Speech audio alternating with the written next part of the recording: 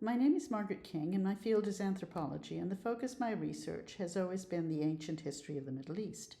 I wrote several books on religion, the first in 2004, then 2007, and 2012. I'm summing up my research in this presentation, hoping to end the conflicts in the Middle East where religion began. The problem with the Middle East is not religion, as so many people love to argue, but it is with the understanding of religious history. Religion is not the problem, but the distortion of religion is. Jews who understand their religion say they were never permitted to have their own state. The presentation will explain why they say that. I have had to divide this presentation into 9 chapters because of their length. I urge the reader or listener to view them in consecutive order. I will surprise everyone in this presentation, not just Jews and Christians, but Muslims as well. That is why I draw so much information from the surahs in the Quran. I will prove that the original true Israelites did not consider Palestine to be the original blessed lands. I'll prove that the biblical writers in Judea took the stories of the prophets out of their correct chronology and location. They falsely claimed that all the events relating to the true Israelites took place in Palestine. I will peel away all the lies of the biblical version of history and show what historical characters the Bible's David and Solomon were based on, having nothing to do with the real prophets Dawood and Suleiman who are described in the Quran. I will show that neither the real men behind the stories of the Bible's David and Solomon, nor the Quran's prophets Dawood and Suleiman had anything to do with Palestine. The Quran's prophets Abraham, Yaqub, Jacob, Yusuf, Joseph, or Musa, Moses, and the Israelite tribes were not in Palestine. Neither were the prophets Dawood, David, and Suleiman, Solomon. That is why archaeologists have found no trace of them in Palestine. I will take you to the correct location and chronology for the stories of their lives. I will briefly cover 5 millennia of Near Eastern history and present information that even the best of scholars have not noticed. Thanks to archaeology and the efforts of so many scholars in related fields, we now have the evidence to explain what happened. As an anthropologist, I was able to connect the dots in order to introduce a logical, evidence-based explanation of religious history. As I advance through the narrative, although lengthy, I assure the readers it will be worth the effort of traveling in time to arrive at the events we see today. I only ask that you bear with me and read the entire presentation, chapters 1 to 9 in consecutive order. The true story of the Israelites begins in the 3rd millennium BC. The story of the persecution by a pharaoh never took place in today's Egypt, confirmed by archaeology. The evidence will show that the original Israelites had no connection to the Jews who emerged in Judea during the mid-1st millennium BC. The Jews were Canaanites who took over an already built village named Jerusalem that was in existence during the 14th century BC, long before the biblical version of history that began with an alleged conquest of Palestine in the 13th century BC. I will explain where the original 2 Israelite kingdoms were, when they fell apart, and what happened to the Israelites after they were scattered. The 2nd millennium BC will show that the Israelites could be found throughout the Near East and became rulers of powerful nations that were destroyed at the end of the Bronze Age, about 1177 BC. Most of the alleged lost tribes never left the Middle East. I will show that the destruction of those nations, mentioned only in the Quran, was the first major punishment that God had inflicted against the Israelites. I will show that after an approximate 3 or 4 centuries, they were given another chance to redeem themselves, and that second chance was in Palestine. The 1st millennium BC will show that Palestine was inhabited by a diverse population. The Jews emerged from the Canaanite world as a separate people. They identified with the province of Judea, which gave them their names as Jews. The province was named after Jacob's son, Judah. When we arrive at the end of the 1st millennium BC, I will explain who the Quran's Messiah Isa was, who his real followers were, where he was born, not Palestine, and will explain who Christianity's Jesus was. I will name the Messiah Isa's disciples, contradicting the biblical version of history. I will expose the plot by the Byzantine Church to cover up the truth about the Messiah Isa with the intent to deceive the world. I will prove that the Messiah Isa was not crucified. I will be the first person in 2,000 years to give the historic name of the person who was crucified instead of the real Messiah Isa. I will explain how Christianity developed as a separate religion that had nothing to do with the teachings of the true Israelites. The Nasara mentioned in the Quran were not the Christians. I will show that the Quran's second punishment against the Israelites was the destruction of their temple in Jerusalem in the year 70. I will show that the scholars of the Israelites knew the exact date that the temple would be destroyed and were preparing themselves for that event. I will show that over 5 centuries of atonement that the Israelites had to endure after the destruction of the temple in Jerusalem, the followers of the Messiah Isa prepared the entire Near East for the arrival of the Prophet Muhammad and the Islamic armies. I will show that the yoke of ruling the faithful was removed from the shoulders of the Israelites and Jews and handed over to the Arabs until the Judgment Day. I will show that the majority of the Israelites became Muslim, and some of the followers of the Injil, or original gospel, became some of the greatest commanders of the Islamic armies. I will show that today's state of Israel was created in defiance of the will of God, since the Jews were never permitted to rule again from Jerusalem. They were never permitted to rule the Muslims in a Jewish state, since it was the Jews who rejected the covenant between God and his people. Throughout the narrative, I will refer to the prophets by their actual names that are given in the Quran.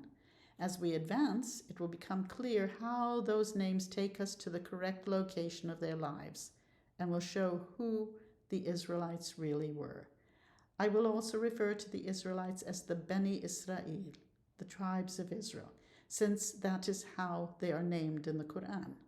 As I will show, until 1948, there never was a state named Israel, only a people named the Beni Israel. On the few occasions that we find the name Israel in the archaeological record, it is a reference to a people, not a state or kingdom. In Palestine, there were regions named Judea and Samaria, but never a northern kingdom named Israel. Throughout the narrative, I will refer to God as Allah, which was the original name of God used by the true Israelites. What do the Bible, Hebrew literature, and the Quran tell us about the traditions of the Beni Israel, the Israelites? Their culture and traditions parallel those of today's Muslims. The firstborn son holds a special position in the legacy of the father. There were restrictions on certain foods. They practiced halal, kosher, when killing an animal for food. Women wore a hijab, covered themselves in public, and often wore a veil when in the company of strangers. Women dressed conservatively. Women had their own residential quarters separate from the men. Male kinsmen protected the honor of their women. They practiced arranged marriages as well as cousin marriages. The father chose the spouse. A father of a son consulted the father of a daughter for her hand in marriage. There was a tradition of paying bride price. It was known as mohar, like the Arabic mahar. Girls married at 12 and a half, and the boys between 18 to 20 years of age. If there was a divorce, a son lived with his mother until the age of 6, and a daughter until she was married. They prayed like Muslims, falling down on their faces in prayer. It is one of the most frequent descriptions in biblical literature. In the Tel Amarna letters discovered in Egypt, dated to the 14th century BC, there are many descriptions of them placing their faces on the ground in adoration of God. It is also in the Quran, in Surah Yusuf. They fell down in prostration. They removed their shoes from their feet when they were on holy ground. They practiced ablution, washing, purification rituals before prayer.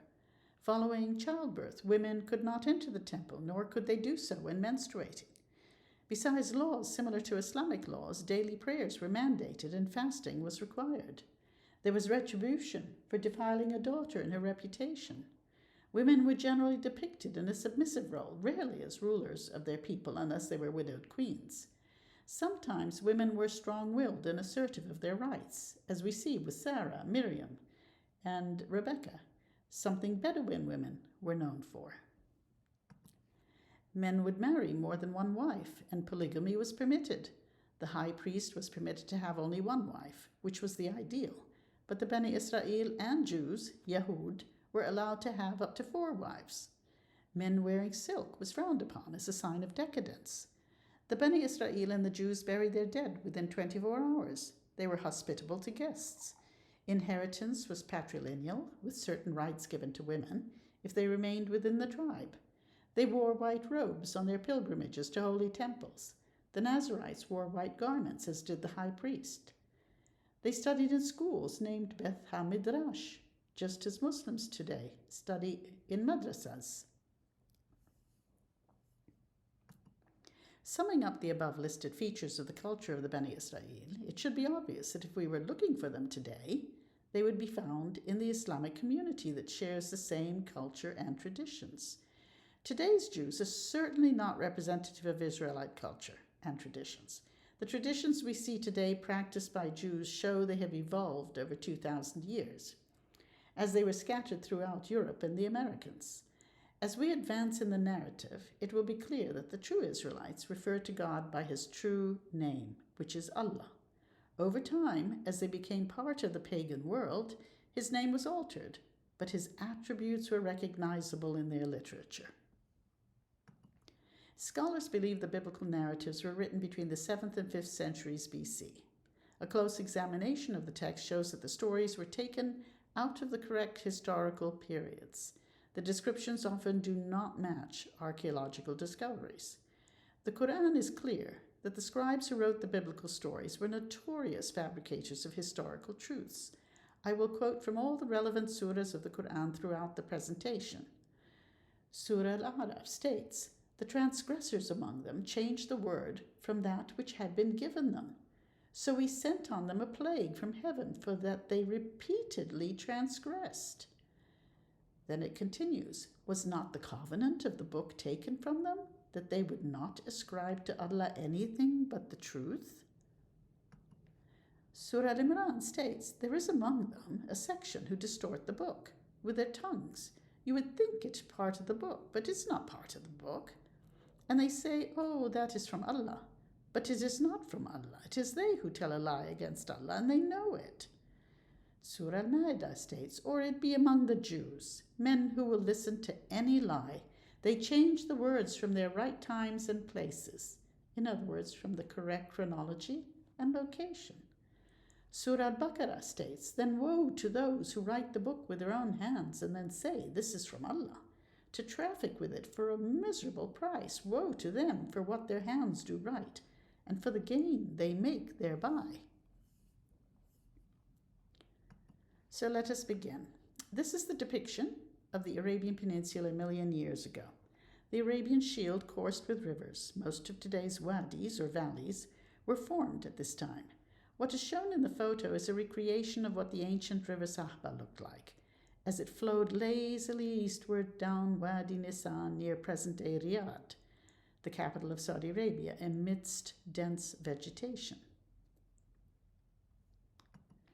3 great rivers drained most of the peninsula in the Pliocene period, from 3 to 1 million years ago. The collection of rainfall over a natural drainage area was extensive. During this period of prolonged or heavy rainfall, the rivers were probably the equal of today's River Nile. The surface of northeast Arabia and much of the empty quarter consists of their former deltas. The great rivers, covered in green, are Wadi al-Rima and Wadi al-Batin, that stretch between north of Medina to Mesopotamia, the land between the rivers. 7,000 years ago, the northwestern part of the Arabian Peninsula rainfall was higher, and much of the area was covered with grassland, dotted with lakes and coursed with rivers. Pastoralist groups thrived in this environment, but there were constant risks of droughts. The human habitation was rich over the long era that followed the last ice age, until the region, along with northern Africa, began drying out some 5,000 years ago. The most northern river, Wadi al-Rima and Wadi al-Batin, that reached southern Iraq, began drying up between 3,500 to 2000 BC, causing many Semitic tribes from the Arabian Peninsula to move to more fertile grounds in Mesopotamia. Ibrahim was from Ur, which at one time was adjacent to the Persian Gulf. This is a drawing of Iraq, Mesopotamia, And as you can see, Ur, it's a small dot on top above the words Hawr al-Hamar and the Chaldeans. To fill in the blanks about the life of the Prophet Ibrahim, our source is the Bible. Since all the stories were known to the Bani Israel, there was no need to repeat them in the Quran. However, the Quran gives us information that is not obvious at first glance, but does direct us to what really happened in history. In other words, it corrects the chronology and locations of the prophets, thereby correcting the misinformation found in the Bible. Before he fathered any children, the Bible states that God promised Ibrahim the land between the Euphrates and the Nile for all of his descendants. We are told that he had 3 wives, Sarah, Hagar, and Keturah. Hagar was a legal wife, just like Sarah. When Ibrahim's only son was Ismail, the covenant of the circumcision was made. When Ishaq was born, another covenant was made, and Ishaq was circumcised, Isaac. According to the Bible, Ibrahim's father was named Terah. The prophet Lot, was the son of Ibrahim's brother Hanan. And when he left Ur, Ibrahim took his father with him to Haran, where Terah died. Haran was in northern Euphrates in upper Mesopotamia. One of Ibrahim's grandsons was named Jacob, whose name was later changed to Israel after he wrestled with a phantom or angel in the shape of a man holding him a firm grip. According to the Bible, Ibrahim moved his father to Haran, which is in northern Mesopotamia and Syria. As you can see in the northern part of the area between the 2 rivers, you'll see the word Haran. What does the Quran tell us about the Prophet Ibrahim? He was described as a friend of Allah, for Allah did take Ibrahim for a friend. His father was named Azar. The name Terah in the Bible was not his real name. Ibrahim was taught the laws of the heavens and the earth, that he might have certitude. Unlike the pagans in his land, he turned away from their practice of believing the stars, the moon, and the sun were gods. When Ibrahim was forced to leave Ur out of fear that the pagans would hurt him, Allah delivered him and Lut to the lands which we have blessed for the nations. Lut is the real name for biblical Lot. According to the biblical timeline, Ibrahim was born in 2000 BC, but that cannot be accurate. Biblical scholars concur on that. The civilization that controlled the area of Mesopotamia during the 3rd millennium BC was known as the Sumerians, the people of Sumer. No one knows for certain where the Sumerians came from, but scholars have speculated that they originated from the area of the Caspian Sea, around 8500 BC. They considered themselves to be mountain people who worship mountain gods. Theirs is one of the oldest written languages to be preserved, dated to the end of the 4th millennium BC. The Sumerians established prosperous city-states in southern Iraq, a name derived from the city of Uruk, a city that became the center of their culture before spreading to Ur. Uruk was an Akkadian name for the Sumerian city of Uruk. In biblical Hebrew, it was called Erech. The Uruk period can be dated to 3500 BC or the last quarter of the 4th millennium BC. The late pre-dynastic period in Egypt is equivalent to the late Uruk period in Mesopotamia. Uruk IV is 3400 to 3200 BC. The story of the flood can be traced to the Sumerians. It was repeated often in Uruk. According to the Bible, the prophet Noah, had 3 sons and named them Japhet, Shem, and Ham. The Quran rarely gives a name of anyone other than the prophets, but mentions that there was a 4th son who was rejected by Allah and did not survive the flood. From biblical Shem descended the Semites. The language of the Sumerians was not the dominant one. Semites existed in Sumer at the end of the 4th millennium BC, and there is nothing to indicate that they were new arrivals. The Sumerians referred to their language as Emagir and named themselves as the people of Kengir. It was the Semitic people named the Akkadians who described them and their language as Sumeru. Most of the Semites could be found around the city of Kish, mentioned in the Bible as the birthplace of Samuel. Kish was not in Palestine. Kish is part of the region that became known as Akkad. Semites ruled there from the earliest recorded period in history.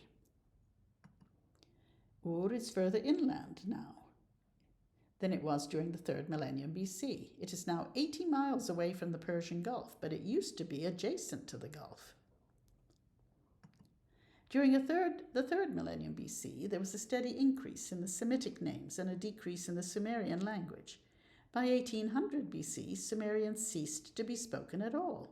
It became a liturgical and scholarly language only, being found in religious texts as late as the 1st century BC. The Bible names the prophet Ibrahim Abraham. It says his name was Abram, and after the covenant of the circumcision, he was named Abraham, father of the nations. The Bible's name was derived from the Assyrian word Ebru or Abaru, meaning friend. Well, the Quran corrects the name and says it was Ibrahim, and says he was a friend of Allah. So what language is Ibrahim? Well, Ibri was an Akkadian word for friend, and the Nahum was the Akkadian word for creator. So Ibrahim was a friend of Allah. Ibrahim's grandson Yaqub was renamed Israel. What language is that? Well, Esru meant to confine or enclose an enemy in Akkadian. Ilu meant to bind or tie all around as one does when one wrestles a person, and the object of the reference is to a demon. Well, if you combine Esru and Ilu, you have Esrael, an Akkadian name. Recall that I wrote what I wrote above in slide 20 or 21. In Genesis, it states that the original name of Yaqub, Jacob, was changed to Israel after he wrestled with a phantom or angel in the shape of a man, holding him in a firm grip. The definition is Akkadian. Jews claimed that was the definition of his name in Hebrew, but modern scholars confirmed that it could not be derived from Hebrew. Now we know, because we have dictionaries in the ancient language of Akkadian, that the name Israel was an Akkadian name, taking us to a far earlier time period and location for the prophet Yaqub. What else can we learn from the study of linguistics in ancient history? Well, Flavius Josephus, the Palestinian Jewish historian in the 1st century, was a student of the Pharisees who came from Mesopotamia, western Iran. He claimed the definition of the name Adam was from the Hebrew language. He said Adam means made from the red earth kneaded together, which was the color of the true virgin soil. But Adamu, was an Akkadian word for dark red earth used as a dye. So it becomes clear that the people who first gave us the names of the early prophets were the people of Akkad, the Akkadians, not the later people of the 1st millennium BC who spoke the Hebrew language. The Bible states that God described himself to Ibrahim as El Shaddai, meaning El, the one of the mountain. Well, Shaddua in Akkadian meant mountain dweller. So let's look at another word, the word Eden. Edenu in Akkadian meant a fertile plain. The origin of the word might be from Edin, meaning step in Sumerian, but from Edenu the word Eden is derived. The Quran tells us that Ibrahim's father's real name was Azar, not Terah. Well, Azar was an Akkadian word for a lynx, a wild cat-like animal that lives in the marshes of southern Iraq. Azar is an Akkadian word. The words that entered the Hebrew text show that the original stories were written in Akkadian, not Hebrew. The word Hebrew was derived from the original Akkadian word Ibri, meaning friend. Arabic speakers describe a Hebrew as an Ibri, using the Akkadian original. The word for Jew is a Yahudi in Arabic, which is derived from Yahudi, the word for Judea in Palestine.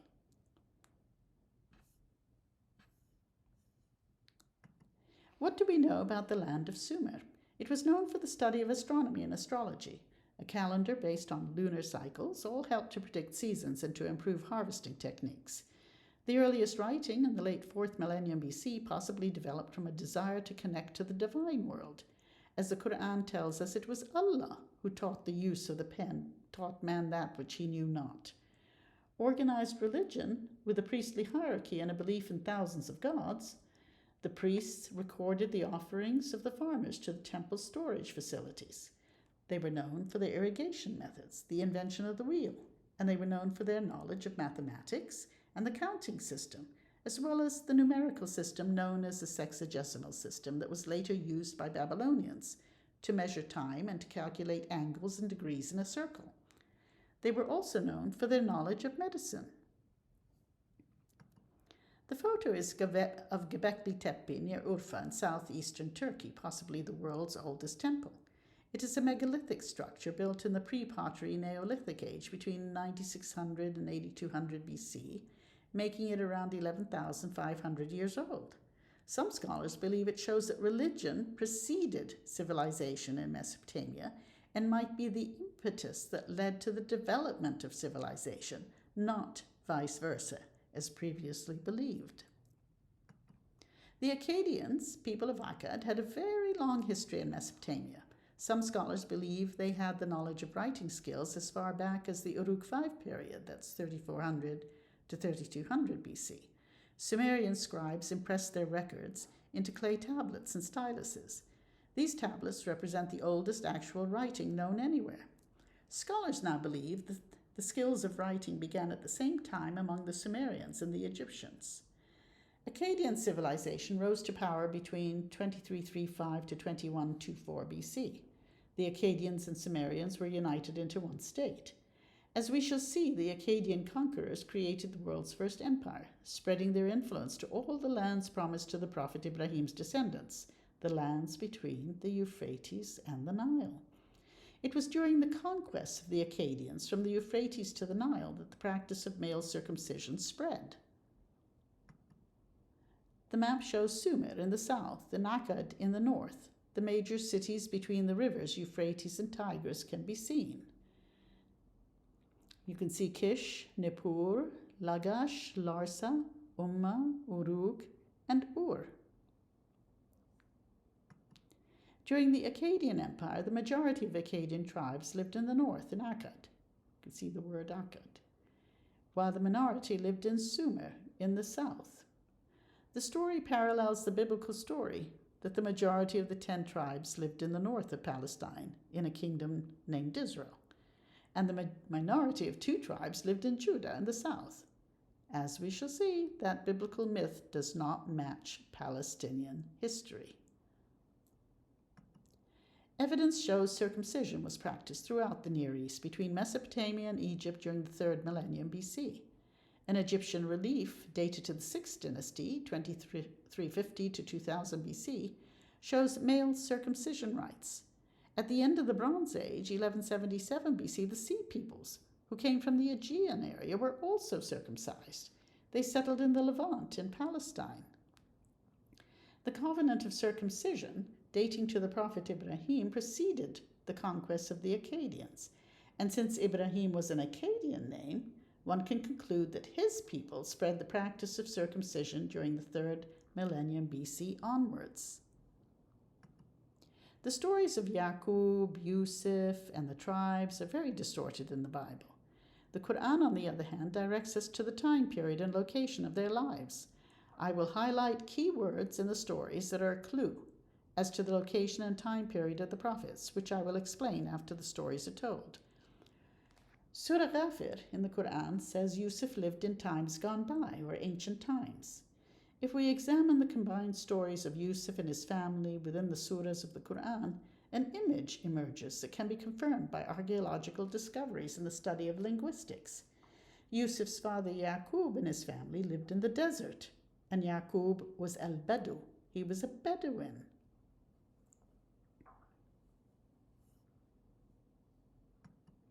Surah Yusuf says he was a very young child when his older half-brothers asked their father if they could take him with them. His brothers said he likes to play, yilab. Yaqub was afraid that a wolf would eat him since he was so young. The brothers threw him in a well and left him there, falsely claiming that a wolf ate him. A caravan of traders rescued him from the well and kept Yusuf so as to sell him for a profit. They sold him for a miserable price for a few dirhams. Allah planned that Yusuf establish himself and his family in this new land for a reason. The Bible claims the land was Egypt. but the word in Hebrew was mers. The Quran states the land was ruled by kings, not pharaohs, at the time of Yusuf, and names the land Misr. The man who purchased Yusuf told his wife to make his stay honorable. Maybe he will bring us much good, or we shall adopt him as a son. The man is described as an aziz, a term referred to someone perhaps of noble birth or a high-ranking official in the government. The Bible states he was an officer of pharaohs and captain of the guard, but the Quran gives no indication that there were pharaohs in the land at the time of Yusuf. They were kings, malik, with a sense of morality. Yusuf's entire life was in the full power and control of Allah. When Yusuf attained his full manhood, the lady of the house sought to seduce him, locking him in her room. He realized that Allah was testing him to see if he would be tempted to dishonor his master. Both raced each other to the door, and she tore his shirt from the back. They both found her Lord near the door. They each gave their version of the story, each blaming the other. But a member of the household witnessed the entire incident and said, "If it be that his shirt is rent from the front, then her tale is true and he's a liar. But if it be that his shirt is torn from the back, then she is the liar and he is telling the truth." Well, the master realized his wife was wrong and Yusuf was cleared of wrongdoing. Annoyed by the gossip in town, the Medina, the lady of the house invited her lady friends to a banquet so they might see Yusuf's beauty for themselves and understand how she was so tempted. In awe of his beauty, they cut their hands, exclaiming, "Allah preserve us, no mortal is this. This is none other than a noble angel." Well, that's how the phrase was translated from Arabic. The exact sentence they spoke is "Hasha lillahi, ma hadha bashran, inna hadha illa malakun karimu." The expression "Hasha lillahi" was used twice by the ladies, the second time in Surah 1251. Yusuf chose prison rather than be tempted by the lady of the house in the future. And in prison he befriended 2 other prisoners. They asked him to interpret their dreams. One saw himself pressing wine, which Yusuf interpreted as pouring out the wine for his lord to drink. And the other saw himself carrying bread on his head, and birds were eating it. Well, Yusuf interpreted that, saying, "The second prisoner will hang from the cross, be crucified, and birds will eat from off his head."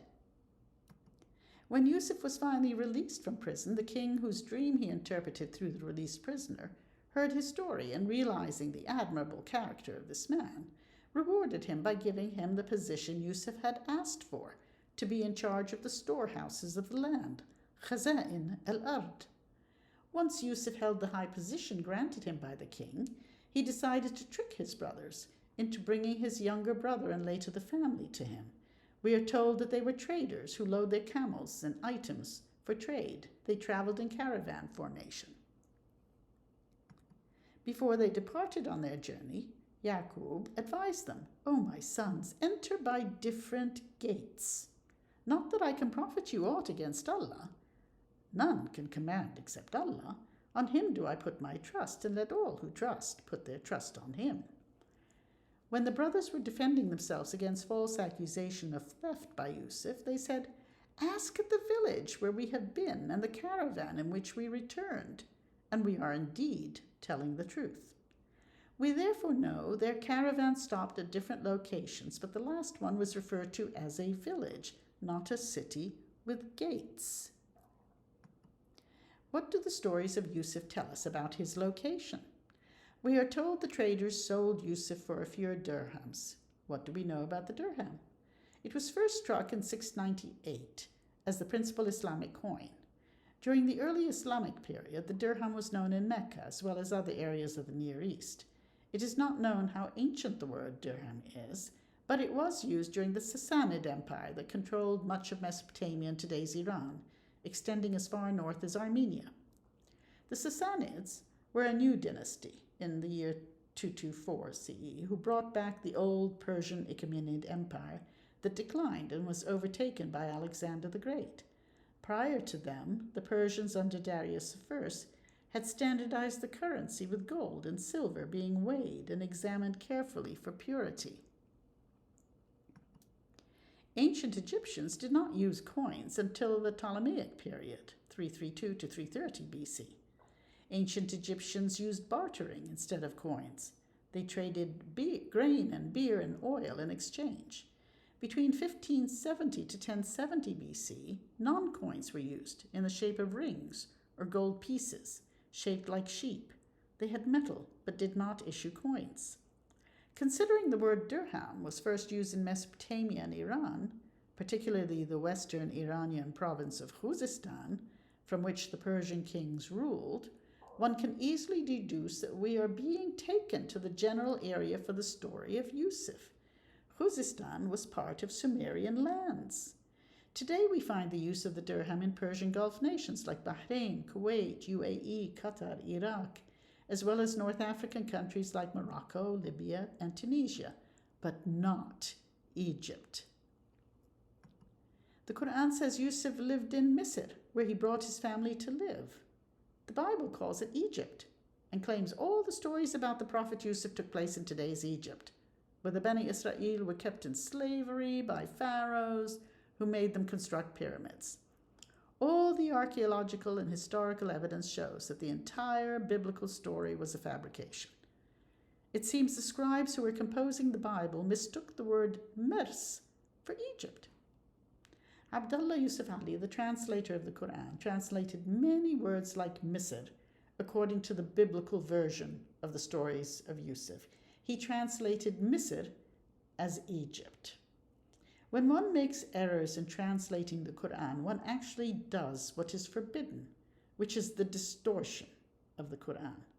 As we shall see, the translators of the Quran have done a serious injustice in misleading their readers in several sections of the Quran. Since the days of the Islamic conquest, Misr, if used as a proper noun, was known to mean Egypt. There were other meanings for the word. It was used for any settlement or urbanized area that grew out of the Arabian military camps as they traveled through conquered territory. The word Misr originated in the ancient Semitic language of the Akkadians. Akkadian became the lingua franca of the Near East until the end of the Bronze Age, the 12th century BC. The exact word in Akkadian was Misrum, which means a border or boundary. In Aramaic, a language that replaced Akkadian as the lingua franca during the first millennium BC, Misr also meant a territory whose borders were defined and marked, including a frontier location.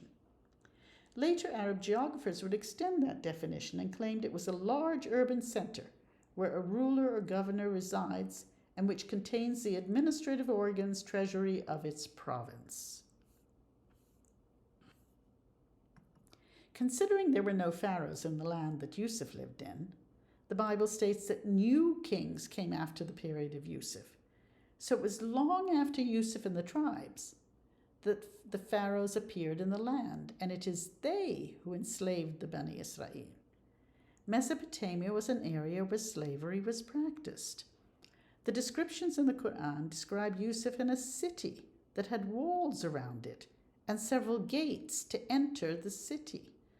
There were caravans of Bedouins who traded with the city dwellers. The ladies who attended the banquet held by the wife of the Aziz used the expression twice, Hasha lillahi. They were the only ones who used that expression. It is similar to the expression Hashallah, that is an old Akkadian expression which was used in ancient Babylonian times. Some scholars believe the word might have Hurrian roots, northern Mesopotamia. When the ladies were stunned by Yusuf's beauty, their statement that this is no bashara, but must be a malak, was translated as this is no human or mortal, but must be a noble angel. Well, in Arabic, bashara does mean human or mortal, but in Akkadian, bashara means a child. And malak has many meanings in Arabic, so it could be angel or prince. Since Yusuf was sold to the family of Aziz as a small child who enjoyed playing according to the Quran and grew up to be a handsome man, it becomes perfect sense for the ladies at the banquet to utter, "This is no child, he is none other than a noble prince." The ladies were speaking Akkadian. One of the prisoners in prison with Yusuf dreamt that he was pressing or pouring wine for his lord to drink, and the other prisoner dreamt he was crucified. There is no evidence that at any time in history did the Egyptians use crucifixion as a form of punishment. The method was known to be used in Mesopotamia under the Babylonians, the Assyrians, and the Persians. The other prisoner dreamt he was pressing wine. Well, the earliest example of winemaking in Egypt was during the 18th dynasty, about 1550 to 1292 BC. Prior to that, it was imported from Mesopotamia. The origin of wine pressing was somewhere between the Black and Caspian Seas, Georgia, Armenia, Azerbaijan, Turkey, and Iran, between 7000 to 5000 BC. But the earliest evidence of deliberate winemaking was in Armenia, dating to 4000 BC. What about the interpretation of dreams that the prisoner asked Yusuf for, as did the king? In ancient Sumer, priests interpreted the omens, which informed the decision of the gods to the people, and therefore were very popular with rulers and the people. Omens could be found in the flight of birds, or the entrails of animals to be sacrificed. Dreams were also important in foretelling events. There were categories of priests who were known for the different types of divinations.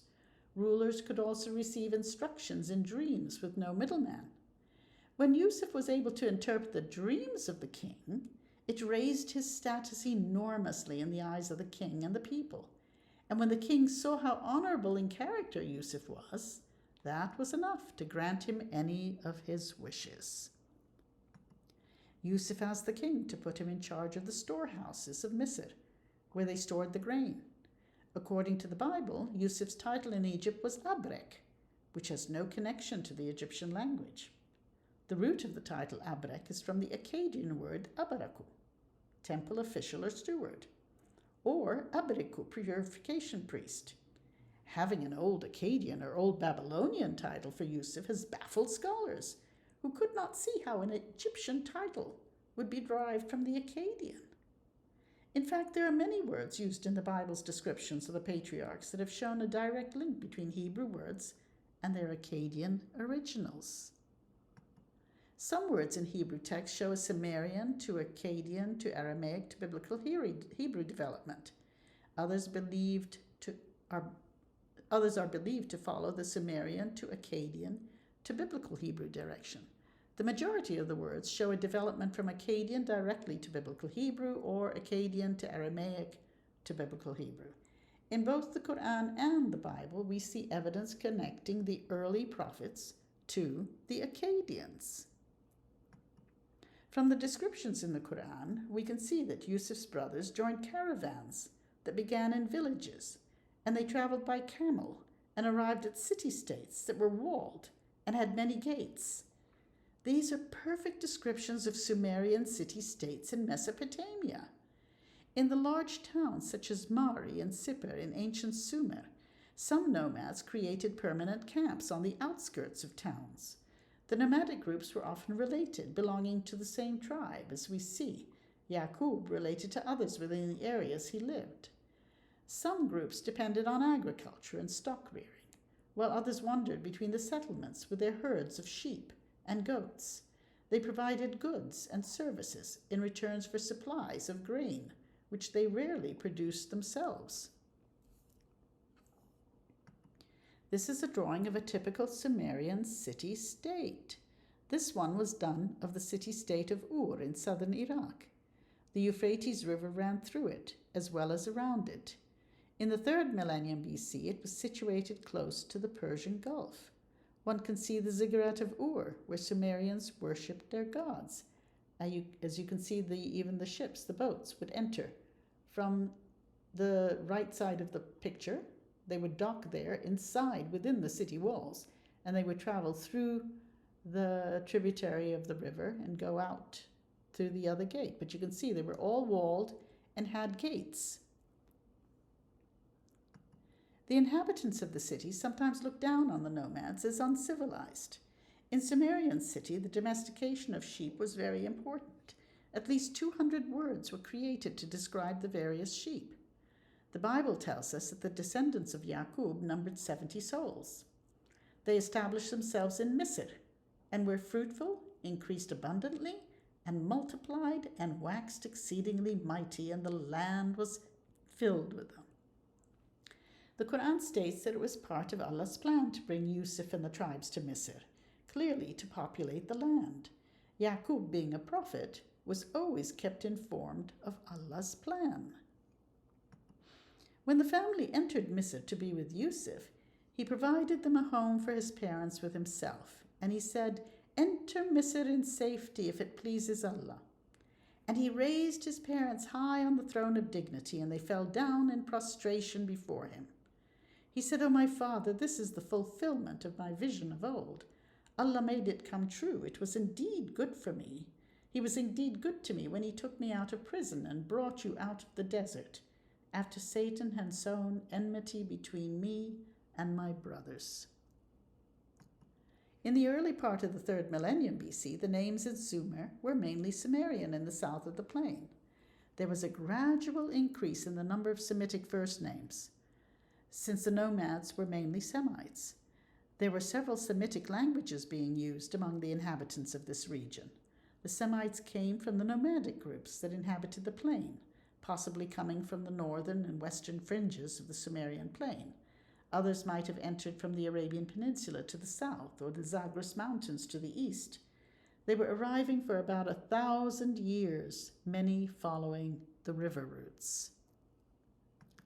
During the Uruk period, the temple was the dominant institution. Not all the cities were ruled by Sumerian princes, for Kish was ruled by a Semitic dynasty from the earliest times.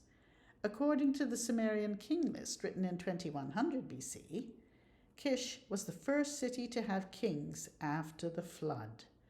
The first ruler listed in the king list was King Etana of Kish, who might have ruled early in the 3rd millennium BC. According to the Bible, Kish was the father of the first king of the Beni Israel, whose name was given as Saul. As we shall see, the biblical scribes who were composing the history of their people were not truthful about the actual names of their rulers. Since they distorted the chronology and location of their prophets in general history, the Bible placed Kish in Palestine and falsely claimed the story of the early Israelites took place in the alleged northern kingdom.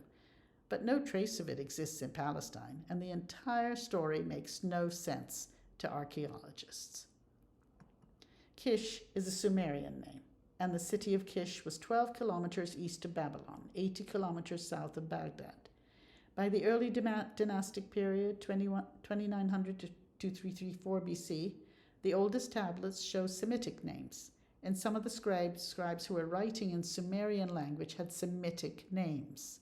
This means that nomads who settled permanently in the urban areas became part of the literate elites.